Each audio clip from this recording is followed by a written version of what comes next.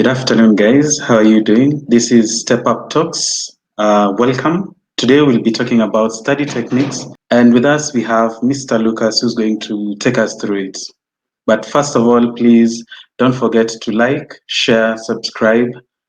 So karibuni sana. Thank you very much, Mr. Collins Kamuren. Hello, viewers. Good afternoon. My name is Lucas Onyango. I'm a long-time serving teacher. I've worked as a teacher for 15 years only. And today we are going to discuss study habits. Thank you. Generally, the first thing to consider is that for a student to enjoy studying, so that studies are not a burden to a student, they are not boring, a student needs to realize that a good study culture has got three important components. The realization of these components changes the game plan completely, and studying becomes a hobby, becomes something very interesting to do. So I'm going to share a PowerPoint that will show a number of things about studies. So, Mr. Collins, the first thing I would do is to share the PowerPoint as we introduce the components of a good study habit. And we are going to basically look at how to study effectively. And just like I've already said, how to study effectively is directly connected to components of a good study culture. And the first one is memorization techniques. So for an introduction, I would like to say that memorization is a very psychological process. And the mind is divided into two components, the long-term memory and the short-term memory. Now, the short-term memory is the one that will fail you very fast because information does not take too long there. The long-term memory is the one that is important for students because the moment you take information and store there, it lasts for quite a number of days and even months. Depending on your IQ, those with very high IQ will store information in their long-term memories for even 2 years or even more. But short-term memory, regardless of how sharp you might be, it's very difficult to store information there for more than 1 week or even 1 month. It's very difficult. So both memories work by coding information and storing it. So we are going to look later at how best can you use techniques that help you to memorize and code information for proper storage. Number two is motivated reading. So reading is a very difficult thing when there is no motivation behind it. So there is need to have a necessity behind reading. And that reason that pushes you to read is what will keep you reading. Otherwise, you can sit on a table for 1 minute and you are tired already, so long as there is no motivation behind that reading. Now, that goes hand in hand with timely revision. So for you to have a motivated reading, you need to start reading early enough and not last minute revision, which many students do. So that early reading is what keeps you motivated. And now the problem would be, how do you keep that motivation alive? We'll come to that. Number three is customized reading. Now, in this one, it's very important that somebody discovers his or herself. If you discover yourself, then you are able to put in place things that work for you. You customize, just like somebody customizes a car. You know, you buy it and then you make it the car you want. Change the seats, change the airbags, etc. You can also customize your reading so that it is what you want it to be. That makes reading very interesting. The question of how a student can revise when exams are close and when exams are far, that takes us back to everything that I mentioned. So customized reading plus memorization plus every other thing is what is still going to help and guide a student on how to read when exams are close and when exams are far. So long as all these components are working, it doesn't matter whether exams are far or whether exams are close. you will still be able to read. So let me start with customized reading. And under customized reading, we have the following. So you must discover yourself. Not everything that works for Tom works for Peter. So for Tom, he might be having completely different desires while reading, while Peter has totally another set of desires. So it's important that we know that different things work for different people. For example, there are students who find it easy to read early in the morning and those that find it easy to read late night. So have you discovered yourself to know whom you are? If you find it perfectly to read early in the morning, don't force it to read late night. And if you are this one that cannot wake up early and you read late until midnight, then so be it. Don't force yourself to read early in the morning. So discover what works for you. Number two, I have met students that are very good at humanities. Humanities are called narrative-based subjects. And then sciences are conceptual. So if narrative subjects work best for you, history, literature, then it means that in your career choices as you drop and pick subjects, it's good that you pick the humanities and languages because that is what works best for you. So that when you sit down to read them, you enjoy. But if you're the type that works with concepts in mathematics, chemistry, sciences, then the best thing to do would be go for the sciences and then drop the humanities. Then both 844 and IGCSE, you are allowed to drop and pick subjects when you advance in the years. So pick what works best for you because that directly affects your study habits. So if you force yourself into narrative when you are conceptual, it won't work. When you force yourself into conceptual when you are narrative, it won't work. So pick what works best for you. Number three, I have met a unique type of students, but they are very few. 2 out of 10 will tell you they cannot read without music in the background. This is a very interesting one. But 8 out of 10 will never read with noise around. They need total silence. So again, you need to discover yourself. Are you the type that will work with silence, or you are the type that will work with some little music in the background? Are you the type that will work regardless of whether there is noise around or not? Or you are the type that will work when there is total silence? This affects your reading and study habits, whether close to exams or away. So try to make sure that you select what works best for you. Right. Um, Number four, short sessions. There are some people that work best with short sessions of revision, while others work with long sessions. So there are people that will tell you, if I read for like 1 hour maximum, I cannot concentrate again. Others will tell you, if I read for about 30 minutes maximum, I cannot concentrate again. Others will tell you, I can read for 6 hours non-stop.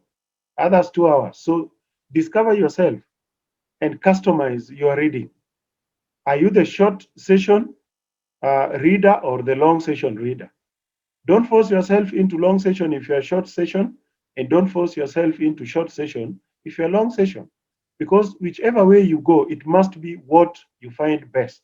So customize your reading in a way that you go for what suits you best, right? If it's short session, it is. If it's long, it is. Finally, there are people that work with consultation and others that don't work with consultation. They like individual revision. So what type are you? Are you the type that will work with individual revision and you find it very good for memory? Or you are the type that anything you read on your own, you forget immediately? Then you consult, you find it easy to memorize. Whichever way, pick what works for you. If consultation works for you, then consult.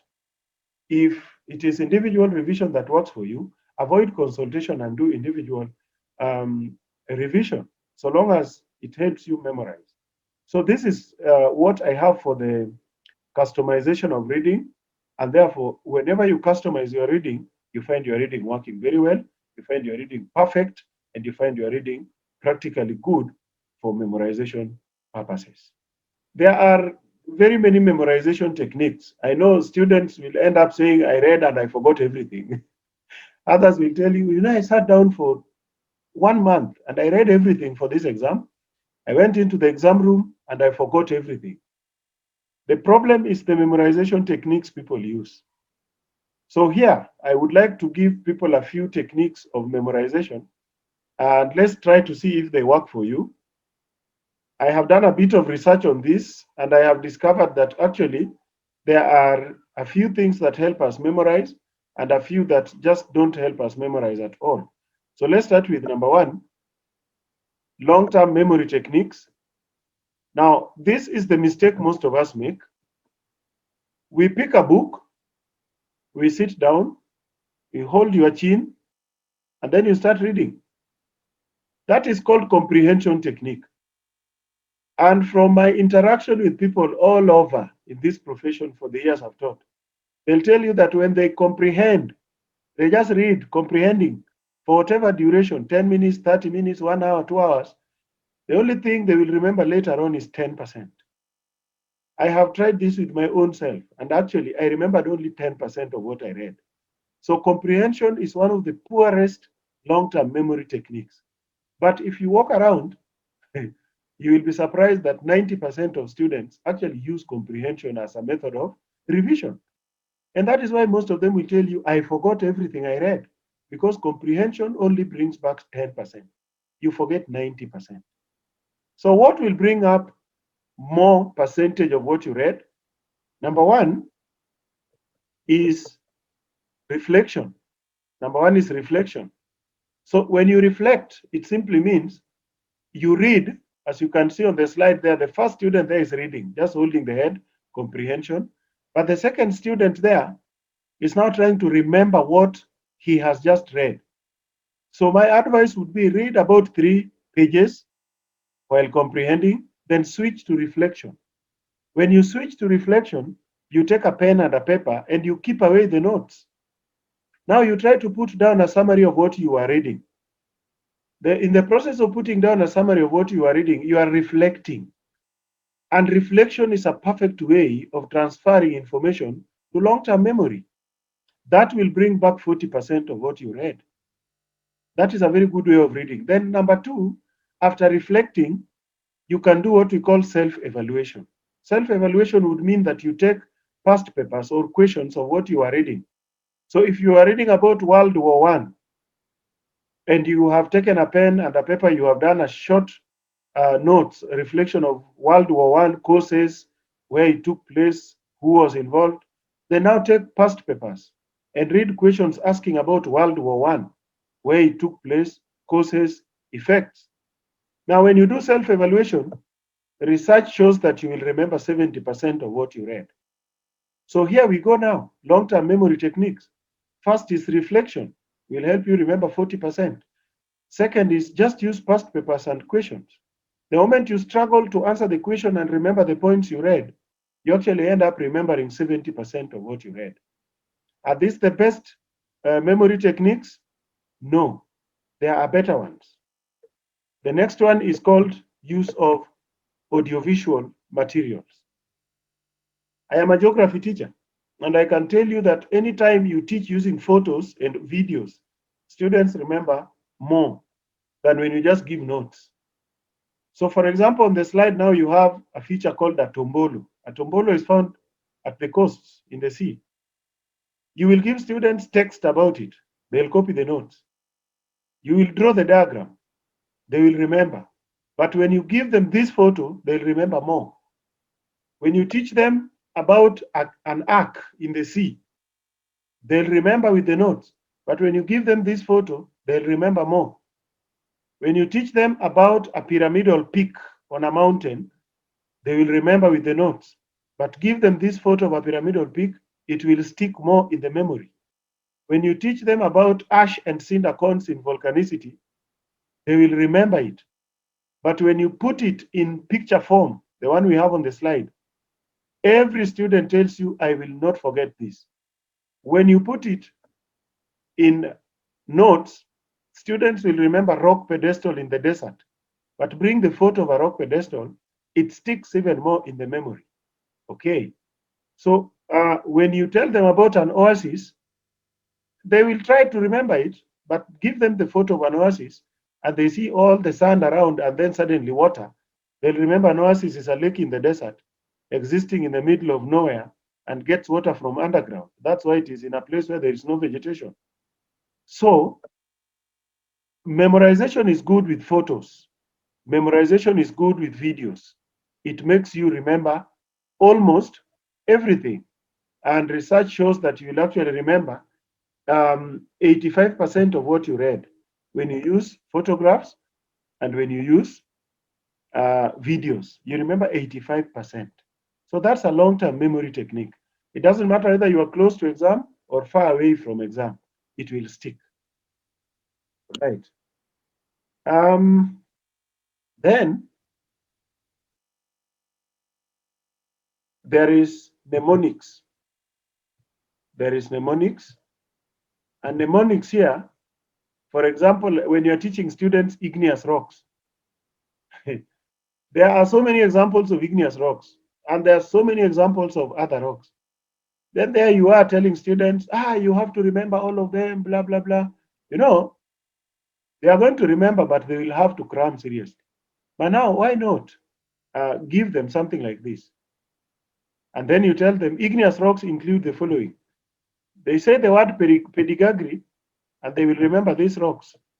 They'll remember peridotite for PE, diorite for DI, gabbro for GA, granite for GR, and they are igneous rocks. So this student is going to be able to remember these rocks, not because he might be having a very sharp memory, but the word pedigagri, which is a mnemonic, brings it all. It brings back the example. So mnemonics help. So any teacher teaching will always try to give mnemonics. I remember we had something in maths called SOHCAHTOA, sine, cosine, and tangent. Students will remember SOHCAHTOA more than when you give them all those notes in a full page. So mnemonics are perfect for memorization. They will bring back 85% of what you read. Amazing. Okay. Then we are heading towards the end of memorization techniques. We have group discussions. Many students ignore group discussions. But whenever you use group discussions, you just realize that there is something about group discussions. First of all, it's your friend telling you this content in the most friendly language. So you're like, the way John puts it, in that friendly peer language, makes me understand it and remember it easily. Many students will tell you that everything they discussed in their groups, they can remember. In my research, 90% of what students discussed, they can actually remember. They can remember that 9 out of 10 points they discussed are very easy. They can only forget one. But they will not remember 9 out of 10 points you taught them. They'll remember probably 3 out of 10.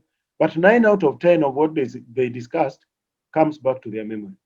That means that group discussions work perfectly well as a long-term memory technique. Finally, you have role play, where the student becomes the teacher. This one brings back 100% of what you read. I personally used to teach people chemistry in high school. After preps, I used to gather students in one room and I teach them chemistry. To date, I'm very confident I can do KCSE chemistry and I will not get less than B minus. But I did KCSE over 20 years ago. So that means that when you teach people, you actually become the expert. You have an upper hand in everything you taught them. You remember everything. So teaching is a big memorization technique, which all of us can use to gain memory. So these are just some of the few things students can do to make sure they remember what they read, and they just form a big, great foundation of memorization. Okay, thank you. So that is the second component of good study habits, memorization techniques. And the third component here, now motivated reading. There was a student who told me that he only reads for two reasons. The first reason why he reads is because there is an exam. And the second reason why he reads is because parents are pushing him to read. Now, those are some of the reasons behind motivation in reading. There is an exam, and parents are pushing. But those are just two reasons why a student can read. Now, what if there is no exam? And what if parents are not pushing? Do you stop reading? So if parents don't push you for 1 year to read, does it mean you will never read? And if there is no exam for 4 months, does it mean you will never read? Now, those are the questions you need to ask yourself. So every student must always endeavor to introduce pressure when there is none. When there is pressure from parents, so good, perfect. When there is exam at the corner, perfect. But when there is none of the two, introduce the pressure. And one of the ways to do it is to have obligation groups. Now, obligation groups means that you get some people that you have like mind with. You share same aspirations, you share same effort, you share same interests. Then form a group of maximum 5 people. Then assign yourselves tasks. So say, for example, we don't have exam soon and our parents are not pushing us, but let us form a group and read whether there is exam or not. Then you share tasks. You can tell one guy, you are going to read stylistic devices in the novel. I am going to read character traits. The other guy is going to read, for example, stylistic devices. So we have themes, stylistic devices, and character traits. Then you say we will give ourselves 3 days. When we meet after 3 days, everybody must perfectly explain his part. And because you are like-minded people with proper motivation and you know what you are looking for in life, after 3 days, nobody will want to let the others down. It will be an obligation to present your bit. So this is the time you're going to find the guy who was looking at themes coming with perfect presentation on themes. The guy who was doing characterization will come with perfect presentation on characterization. The guy who was doing, for example, there was characterization, themes, stylistic devices will come with perfect presentation on stylistic devices. That will mean that when you sit down to present, the obligation will push everyone to present perfectly. But there is no exam around the corner. No parent has pushed you, but the group obligation has made you revise a whole set book. That's amazing. That's a pressure, and that's a good study culture. Whether there is exam around or not, you introduce pressure, then you're able to revise. Secondly, you can read always using questions when there is no exam and there is no pressure from anyone. Use questions or use past papers. Because whenever you read a question, state 5 causes of World War One. The question demands answers. So it doesn't matter whether there is an exam or somebody is pushing you. The question is pushing you. The question itself is pushing you. So use of past papers and questions means introduction of pressure in your study. And so always when you introduce questions and you read past papers, there's a way in which guilt, conscience forces you to get the answers. And so there is nothing smarter than working with revision questions and past papers because it will push you. It will make you feel like, no, this is not good if I don't get the answers, because what if this question comes the way it is in national exam or international exam? So you start looking for the answers. And that means that you are putting a lot of pressure on yourself by simply using questions, no group discussion, no exam at the corner, no parent is pushing you, just questions. So discipline is good when you are putting this pressure, because you might introduce the pressure in the groups and you become the one who is failing the rest. You might use questions and you read them and you say, to hell, I don't care. So discipline is important when introducing all this. So those are the 3 components of a good study habit. And also, in my opinion, that is what is supposed to make a student make a complete cycle of a good study habit, so that anytime you sit down to read, it's not just a question of reading. No, those 3 components must all be put together to form a proper study habit. So in conclusion, I would just like to say that reading and succeeding, or rather reading and passing exam, are two different things. Everyone reads. All of us read. I read. Our viewers read. All of us read. But the question is, how do we read? And when you answer the question, how do we read, then you get to understand why others read, succeed, others read, don't succeed, others read and succeed partially. It's because we do not understand that behind reading, there is a science. There is a science of the three components, and there is a science of memorization, and there is a science of long-term memory techniques, and there is a science of environment where you read, customization of reading, and there is a science of pressure and motivation. So let us endeavor to put enough pressure. Let us endeavor to put enough strategy to memorize what we read, and let us endeavor to put enough environment, conducive environment, by customizing our reading. That way, we make reading fun, we make reading interesting, we make reading a hobby, we make reading what we want to do, we make reading our day-to-day activity that we don't want to do without, because reading becomes part and parcel of us. Thank you very much. Thank you very much, Bwana Lucas. Thank you for your time today.